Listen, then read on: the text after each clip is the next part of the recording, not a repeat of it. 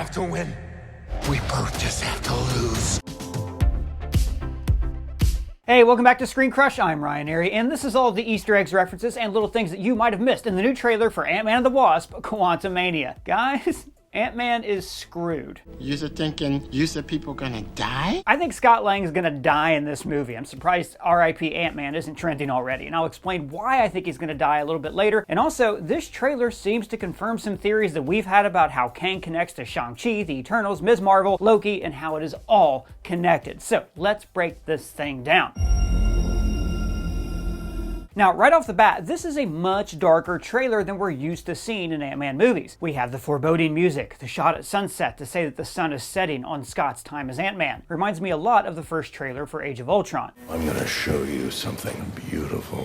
This shot is of San Francisco, of course, where Ant-Man 1 and 2 took place, but also the setting of Shang-Chi. Now, that movie was directed by Dustin Daniel Cretton, who is going to helm Avengers the Kang Dynasty. Now, this to me sounds a lot like the Russo brothers, who directed two Captain America films that shaped the final two Avengers films, Infinity War and Endgame. So I think that Cretton was chosen to direct Kang Dynasty because Shang-Chi did a lot of the groundwork to set up that movie. Maybe the people of Ta Lo are from alternate dimensions or timelines or universes, or they're even from the quantum realm. And then Shang-Chi also sets up the mystery of the ring's origin and the beacon that they send out at the end of the movie, which this trailer gives us a major hint about. What's the hint? Just be patient, I'm getting there. So we see shots of Scott's life going well for him. In the last trailer, we saw that he was given a plaque at the Baskin-Robbins where he was fired. Baskin-Robbins always finds out. And they even retired his uniform, incorrect name tag and all. Ms. Marvel mentioned his successful podcast. My diligent studying of Scott Lang's podcast interviews, who by the way seems like a pretty cool guy. And even Wakanda Forever had a bit on the news ticker about his best-selling book, Look Out for the Little Guy. So Scott is very much taking advantage of his fame, but he still pines for his rosebud, his time that he missed in the quantum realm. Hey there, where are all the weight benches and treadmills? Hey man, do I look like a personal trainer? This is a video store, not a gym. Oh, well then where's the gym at? See, it's my New Year's resolution to look younger, which is not easy because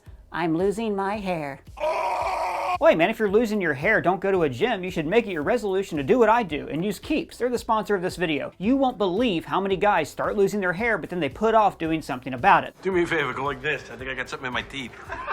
What? There's actually a history of hair loss in my family, so when my hair started to thin, I didn't waste any time. Now, treatments can take up to 4 to 6 months or more to see results, so it is vital that you act fast, and you have to start early and stick with it. So believe me, if your hair's starting to thin, guys, don't put this off. Make it your resolution to start using Keeps now. The sooner you start using Keeps, the more hair you'll save. It's even proven to work on a zombie scalp. Let me show you how it works.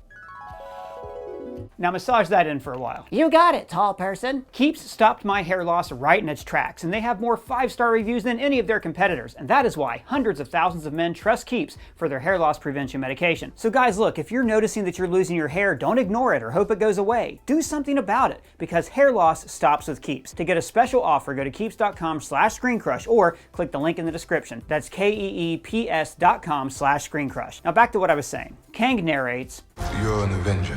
and the D23 footage included a line that has not yet been in a trailer where Kang adds, "Have I killed you before?" Which means that Kang has killed many versions of the Avengers across several different realities. But he likely has not encountered a Scott Lang before, and maybe this is why he realizes that Scott is the key to getting what he needs. And to emphasize this, the first shots of Scott as Ant-Man show him being really adept at using his powers. He breaks his fall by becoming Giant Man. He's the best he's ever been at being a hero, in a far cry from this. Does anyone have any orange slices? And then we see that despite his fame and success, Scott really just wants back that time that he lost with his daughter. The image of Cassie on his phone is still her as a little girl. And now, in the present day, she's getting arrested. Maybe this will make Scott look back and blame himself for not being there for her to be a positive influence on her life. After all, she has always taken up after her dad, and since her dad was locked up in jail, it makes sense that she would follow suit. Except she was probably arrested at a protest or something, judging by her shirt, which is anti-global warming. The shot of Cassie in prison is intercut with Scott walking toward the camera with the pimps. Very clever framing, because Cassie was all alone, while Scott was off doing superhero stuff with his superhero friends. And this is as Kang Kang narrates.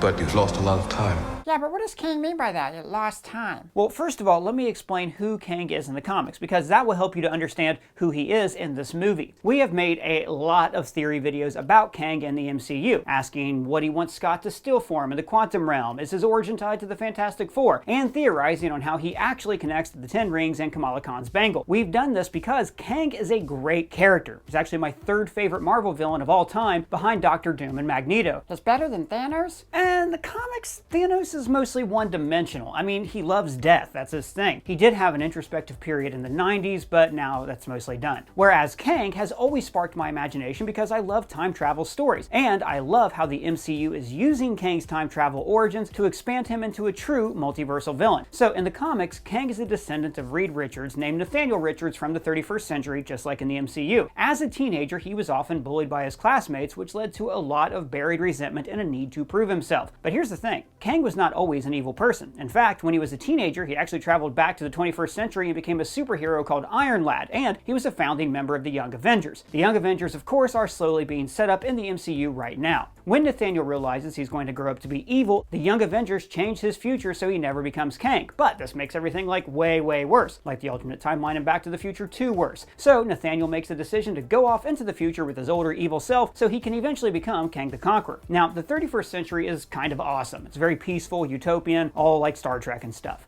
Does it mean exact change?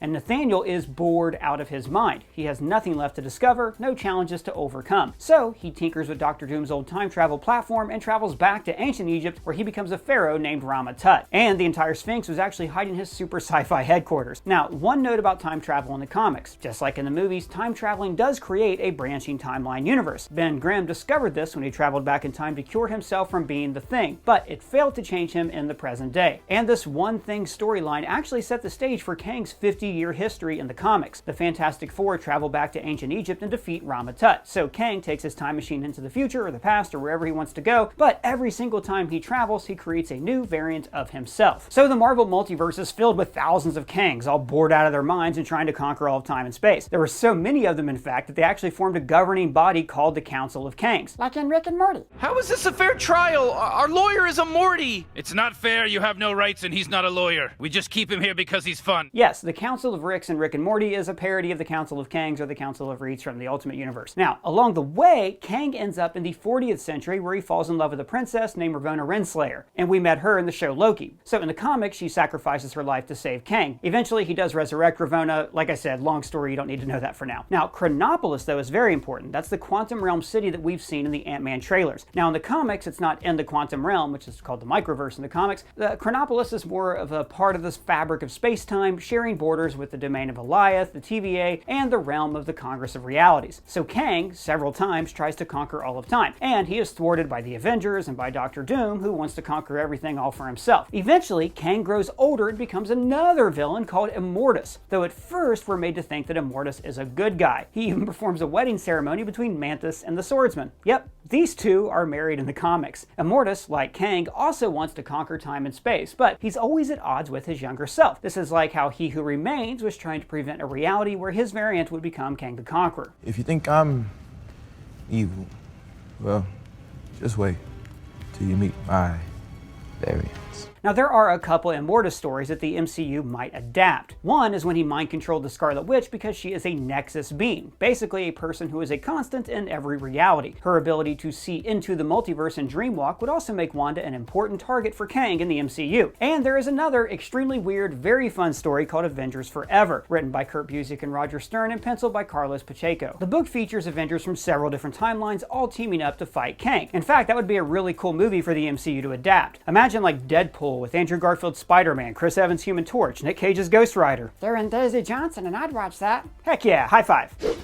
So, in Avengers Forever, Immortus is actually working for the Timekeepers, who are real in the comics. Now, they want him to make sure that Earthlings never expand into space because the Avengers would create some intergalactic empire. And in exchange, the Timekeepers give Immortus a 7,000-year period that he can rule over, which is like kind of a retirement settlement thing for Kang. You know, like he's tried to conquer all of time and space, so out of like billions of years, when he's older, he's finally like, you know what, just give me 7,000 years and I am good. But what Immortus really wanted was this thing called the Forever Crystal, which would allow him to reshape reality. And we think that Kang wants Ant-Man to steal the Forever Crystal in Quantumania. This would allow him to escape the quantum realm and reshape the multiverse as he sees fit. And by the way, if you're wanting to get a quick catch-up on Kang's origin, I highly recommend the series Kang the Conqueror by Colin Kelly and Jackson Lansing. So I think we can already see how certain elements of that comic book story are going to be adapted in Ant-Man 3, Avengers Kang Dynasty, and Avengers Secret Wars. Now, Kang in the MCU is obviously going to have a slightly different origin. He Who Remains already gave us the TLDR on this. Instead of discovering time travel, the Kangs discovered the multiverse. This caused a multiversal war between Kang variants, which destroyed all of existence, all realities. So, He Who Remains weaponized Alioth to kill his variants and create a new multiverse that would not branch. The sacred timeline could never create another Kang as long as He Who Remains was policing it. But of course, after Sylvie kills He Who Remains, the timelines branch and there is madness in the multiverse. Now, what's interesting is that Kang in the trailer says that he has also lost time. See, we don't think that this is just another variant of Kang. We've theorized for a while now that this is the actual, original, evil variant of Kang that fought He Who Remains, and that he has been hiding out in the quantum realm since that multiversal war. Now, the reason he's trapped in the quantum realm is because if he leaves the realm, then he would cease to exist, because He Who Remains deleted his timeline, kind of like when people fade away in Back to the Future. And that is why he needs this Forever Crystal, because it would allow him to recreate reality and restore his original timeline. And maybe also to restore his one true love from the comics, Ravonna Renslayer. But more on that in a bit. Then we see the shot from the first trailer of the Pymps activating the beacon. The D23 footage revealed that Cassie designed this beacon to find her dad when he was trapped in the quantum realm. Now this trailer shows the reverse of that, with Scott letting go to rescue Cassie from the quantum realm. But now instead, Kang has sent a blue orb to the outside to pull them back in. At least I think that Kang sent it, because it's Kang Blue and everything in Marvel is color-coded. If you don't believe me, just check out MT over at New Rockstars and his really fun Marvel Trigger Theory videos. So when the blue orb pulls everything into the quantum realm, notice a few key details. First, it sends out a ring of energy, one of many rings that we see in the trailer. Remember that for later. When objects get sucked in, they shrink, but they also produce these ghost-like images of themselves, like when characters shrink. Now at first, I just always thought this was a cool way for the films to show shrinking. But now I'm thinking that if the quantum realm is the core of the multiverse, and if all shrinking powers are tied to quantum energy, then these trails of people shrinking might be echoes of the multiverse. Like when Ghost phases through things, she's actually briefly moving part of herself to another universe without even realizing it. So when Scott meets Kang, notice the floor of the chamber is a circular ring carved with glyphs. Remember that for later. And then we see Kang fully masked for the first time, looking very comic accurate and awesome. So a couple of things to notice about this mask. In the comics, Kang has these two stripes down his face, which the Kang the Conqueror comic book revealed are an echo of the tribal paint that he wore in prehistoric times. Here, they're just two scars, which is a great interpretation. Now, the channel heavy spoilers pointed out that the energy of his mask looks a lot like the visors of the quantum suits from Endgame, so it could be that this is Kang's original quantum suit that he used to navigate the multiverse. It's also interesting that even after his mask is removed, his eyes still glow blue to show that he is like imbued with this quantum energy. And then he says, I'm the man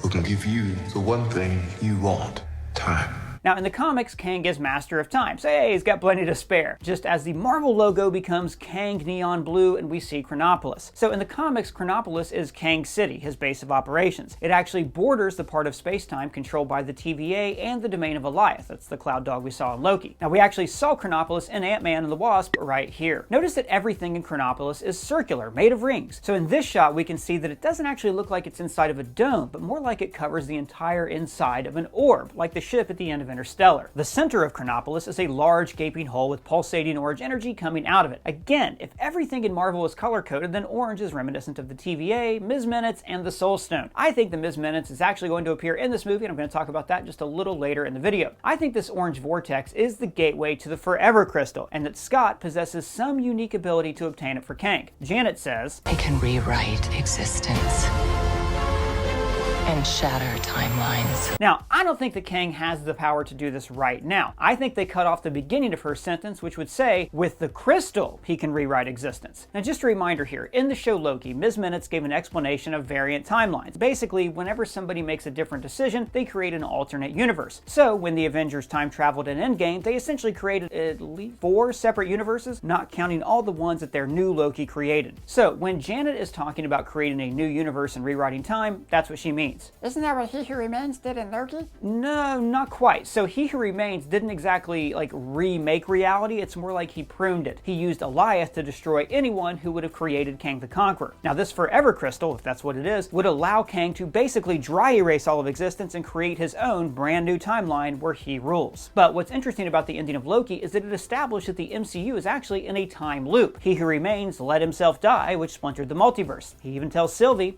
See you soon.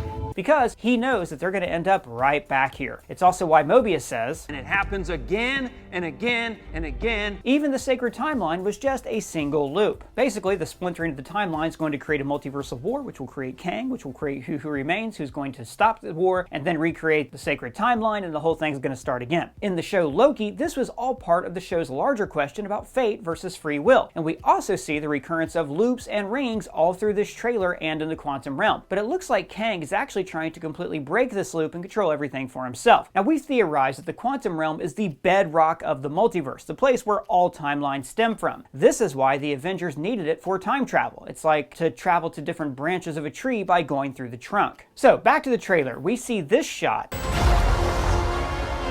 Now, I think that this is showing Scott making a different decision, like Ms. Minutes explained, and creating a variant of himself. In any case, Scott agrees to help Kang, even though Janet warns him not to.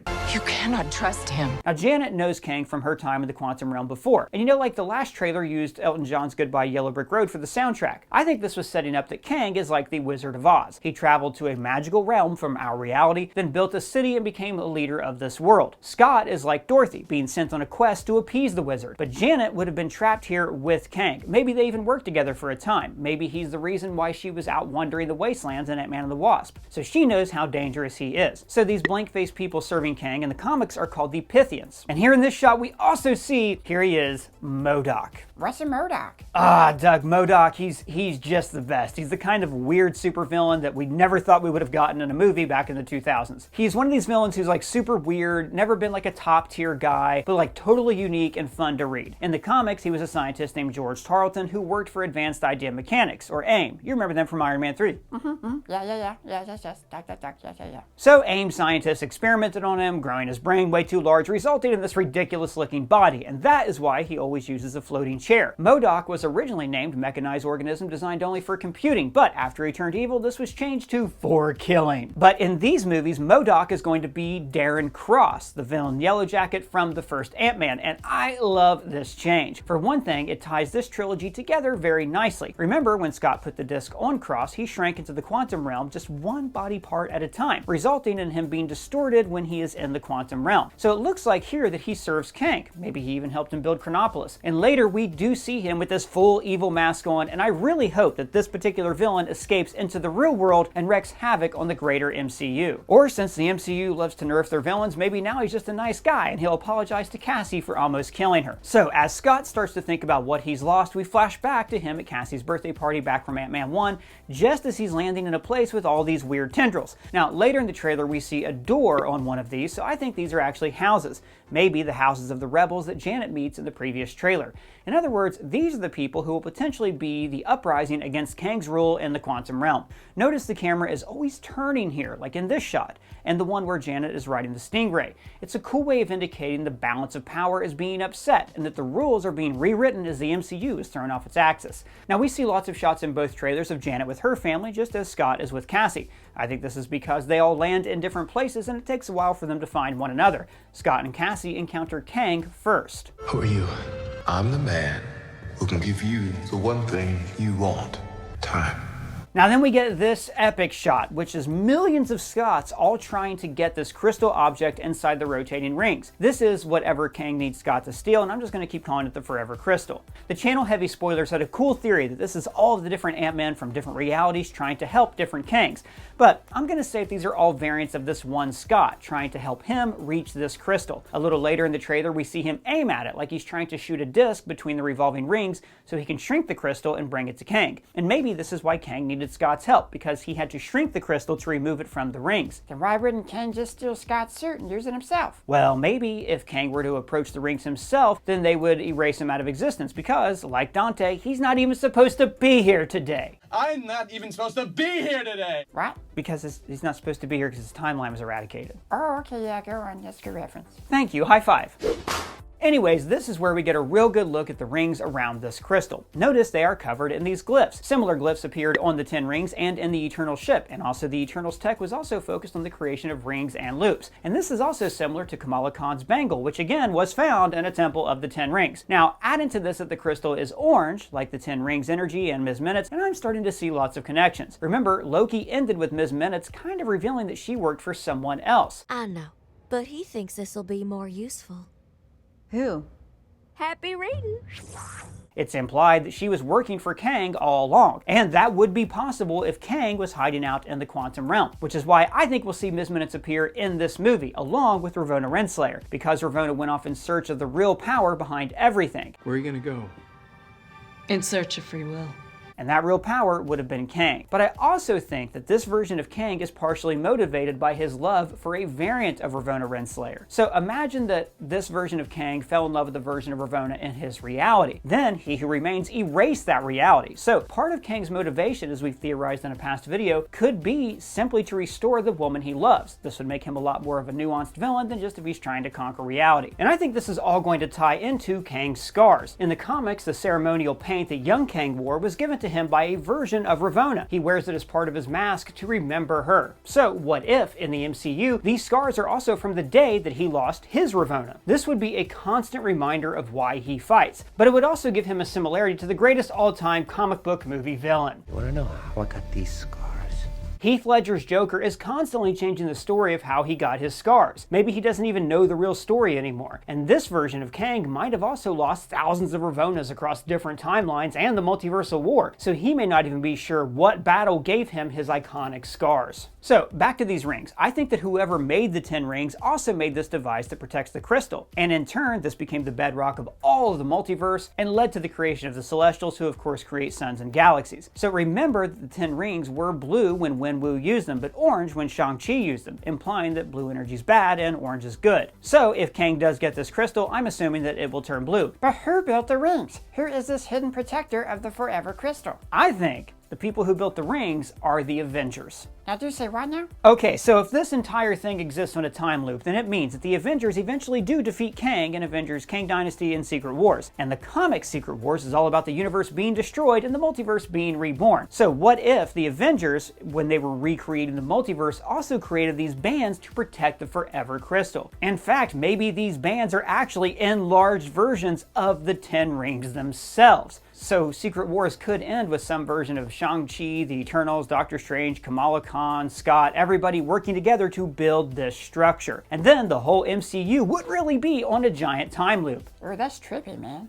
The text on screen here says, "Witness the beginning of a new dynasty," telling us that this is all just set up for the Kang Dynasty. Another reason that I think Ant-Man should die. Kang threatens him. Everything you call a life will end. And I think that means that he will simply erase Scott's timeline. And then we get a few action shots. Kang oversees Chronopolis during a battle, maybe the rebel forces are fighting, or maybe this is him seeing the scene from the last trailer where Scott is fighting off Kang's ships. In the last trailer, we did see that Bill Murray is leading a faction from a different city, so maybe Janet convinces his people to join the fight against Kang. It seems like the movie's climax is going to be this punch-em-up between Scott and Kang in a ship. Now that we've previously seen that all the main characters do end up in this same ship. In fact, in the last trailer, we saw that the ship was flying into some kind of ruins. Maybe the ruins of the first multiversal war. Maybe all the different Kangs came to the quantum realm to fight for the Forever Crystal, but none of them were actually able to grab it. But instead, they damaged reality so bad that all the multiverse was nearly erased. We see Cassie jumping off a platform, and she's definitely going to become a new hero after this movie. In the comics, she was called Stature, she had the power to grow, and then she was called Stinger. And since her Stinger suit was purple, I'm going to guess that becomes her identity when she becomes a young Avenger in a later movie. So this fight between Kang and Scott seems to kick off when Kang betrays Scott.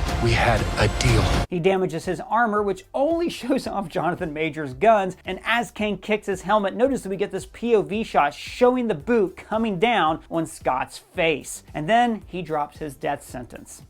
I don't have to win. We both just have to lose. I mean, in the comics, Scott Lang did die. It's kind of a rite of passage for comic book characters. And this was a major motivation for Cassie becoming a hero and continuing on in his honor. The heroes of Phase 1 and 2 aren't getting any younger. Most of the actors have moved on after Endgame. And honestly, if Ant-Man is able to defeat Kang, then it undermines Kang as the new big bad. So, I think he's going to lose. Maybe Scott will just flat out die, or maybe he'll just barely escape. And then Scott can show up like Bruce Banner in Infinity War and just warn everybody about Kang. Thanos is coming. But if Scott died, that would really send a message. I mean, Scott Lang has always been the everyman, the comic relief. Wow, this is awesome. Captain America. I know you too. You're great. So just think about it. If Scott Lang dies, it's going to show that, well, the MCU isn't as bright and happy as a place as we thought. It's going to show that everybody is vulnerable, and we're going to wonder what main franchise-leading character could possibly be next. My money's on Rhodey. You had to make it weird. Hey, guess what? I got my hair. Yeah, I look so young. And by the way, guys, I just want to remind you that if you're losing your hair, click our link down in the description to go to Keeps and stop your hair loss in its tracks today. But I want to hear from all of you. Who do you think is going to die in this movie? Should anybody die in this movie? Let me know in the comments below or at me on Twitter. And if it's your first time here, please subscribe, smash that bell for alerts. For ScreenCrush, I'm Ryan Airy.